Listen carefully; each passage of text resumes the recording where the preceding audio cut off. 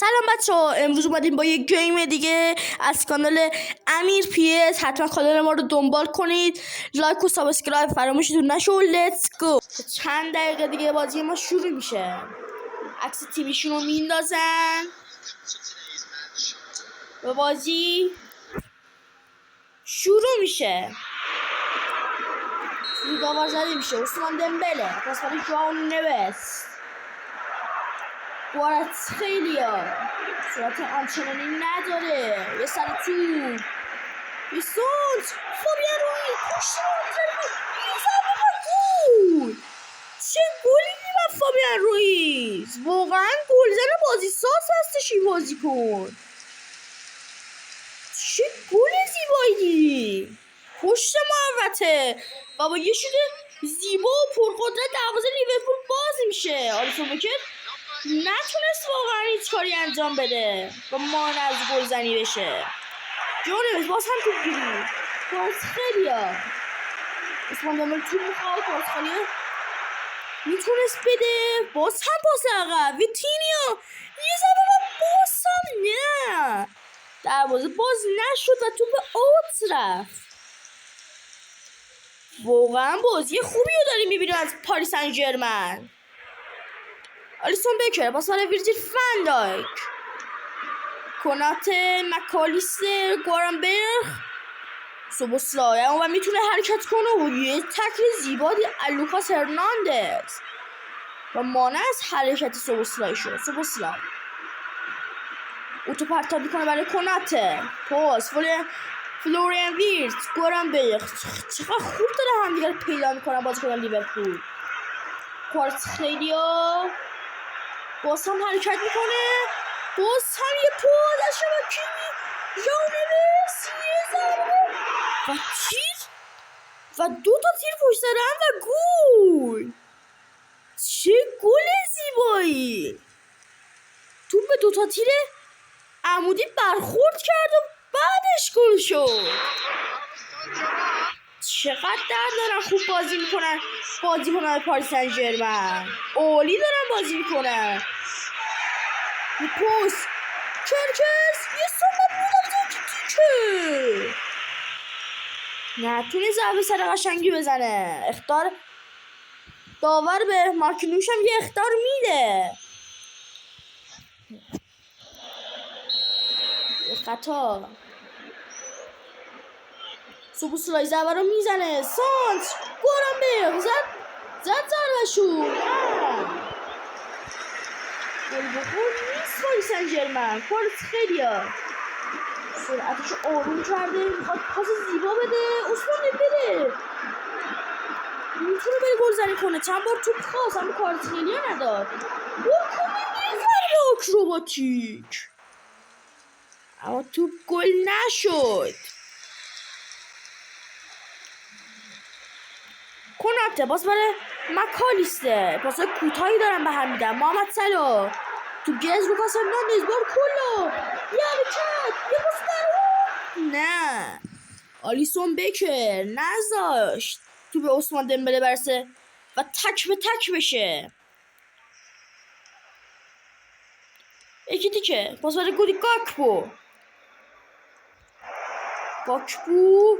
وای پاس قشنگ گل به خودی نه، لوکاس هرناندز نزدیک بود گل به خودی بزنه. چیکار کرد لوکاس هرناندز در اون موقعیت؟ محمد صلاح نزدیک کودی گاکپو میشه اما کودی گاکپو کار خودشو میکنه. کودی گاکپو و کاملا مشخص بود که آفساید گرفته شد.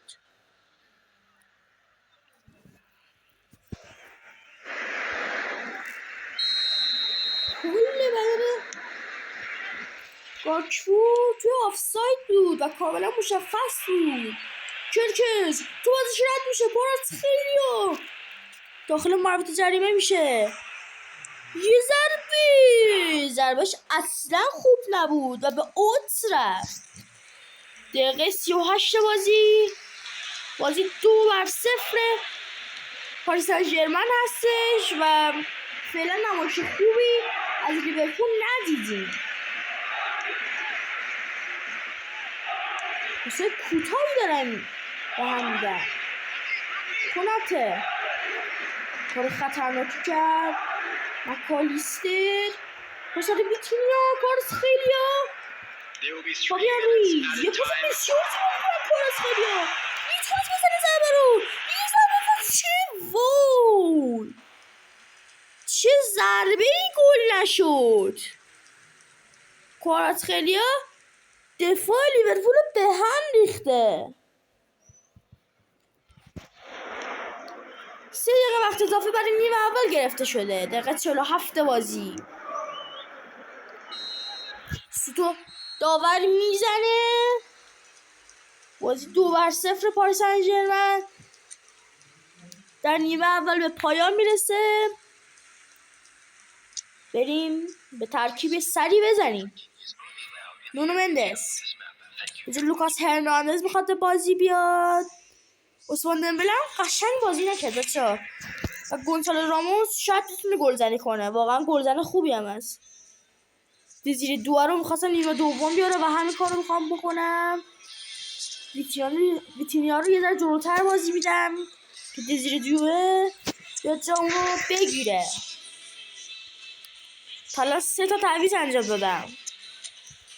ببینیم تیم حریف تعویضی انجام داده. خیلی یعنی تیم لیورپول بدون تغییر وارد زمین میشه. هیچ خبر نداره. آمار بازی رو ببینیم.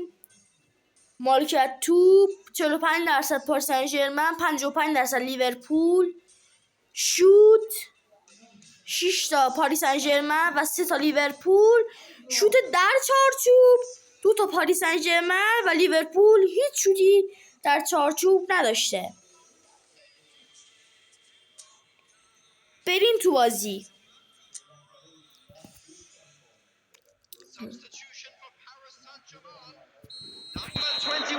داور سوتو میزنه. سوبوسلای پس خوبی داد به محصلا. رد شد محصلا. بیان پاچو نداشت. دیزیری دوه یه پاس رد بار کلا. گوچه راموس یه پاس به دمون نمیده. بار کلا باز برای گوارت اصلا نتونست استوب خوبی رو انجام بده و توپ از خودش فاصله گرفت و به اولتس رفت. کارسخلیا پس برای مکالیستر. گونسالو راموس یه تک توپ گیری. فابیان رویز پاس برای بار کلا. رسیدم بازیکن لیورپول پس عقب داد. شاید توی نقشه‌شون هستش. توپو گرفتن. اشرف حکیمی جون نویس. کارسخلیا گارنبرگ پاس برای کارکس. مکالیستر. گونسالو راموس یه توپ گیری خوب. فکرم پاسش نرسه و نرسید. خیلی پاس بلندی داد.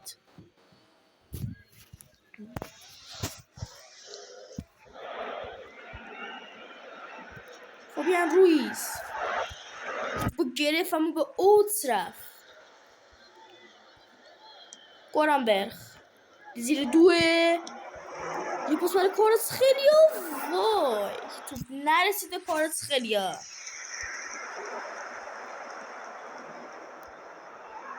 میام پاچو بازی بعدیمون بازی پرسپولیس و استقلال هستش. حتما ویدیو بعدیمون رو تماشا کنید. ویدیو قبلیمونم ال کلاسیکو بین رئال مادرید و بارسلونا بود. حتما برید تماشا کنید، لایک کنید، ساب کنید و پیج امیر پی اس هم حتما دنبال کنید.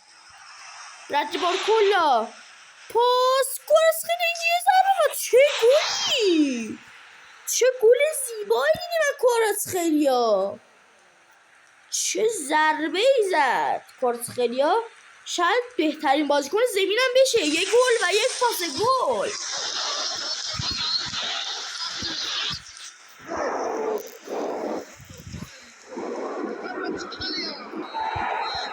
لیورپول بازی رو شروع میکنه. فندایک با سر کرکز. واقعا لیورپولیا تحت فشار قرار گرفتن. بیان پاشو نتونست توپو بگیره. محمد صلاح موقعیت یه ضربه، اما لوکاس توپو میگیره. یه پاس بعدی بار کلا تو بری تو محیط جریمه. دومینیک اصول نمیذاره، حالا رد شد، اما گوارنبرگ با قدرت بدنی خودش توپو گرفت. مارکینیوش نونو مندز پاس بدی داد. دقیقه 83 بازی 3-0 پاریس سن ژرمن داره دنبال میشه.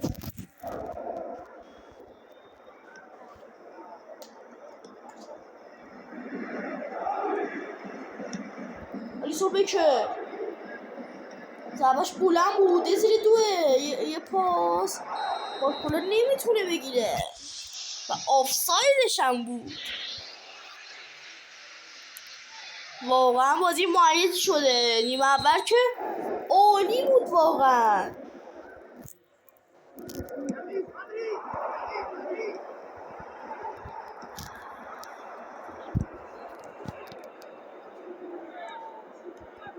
یان پاچو میتونه توپ گیری کنه.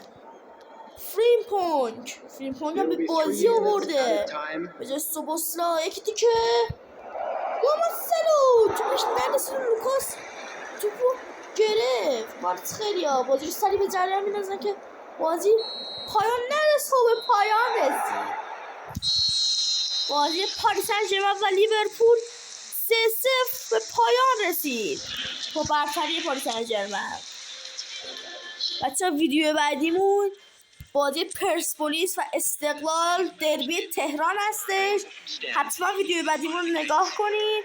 با گیم پلی قبلیمون هم بازی رئال مادرید و بارسلونا بود که حتما اون ویدیو رو ببینید، لایک کنید و بریم آمار این بازی رو ببینیم.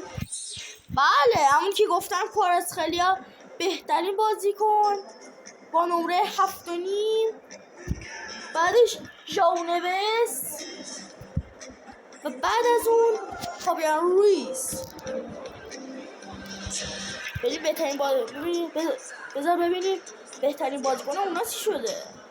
بهترین بازیکن اونا فندایک و کرکز هستن که فندایک و کرکز و سوبوسلای و گوارنبرگ هر 4 تاشون با هم نمره‌شون مساویه. اما از نظر من بهترین بازی رو ویرجیل فنداک از خودش نمایش داد. بچه این ویدیومون هم دیگه تموم شد. حتما کانال ما رو دنبال کنید، لایک و ساب فراموش نشو. بای.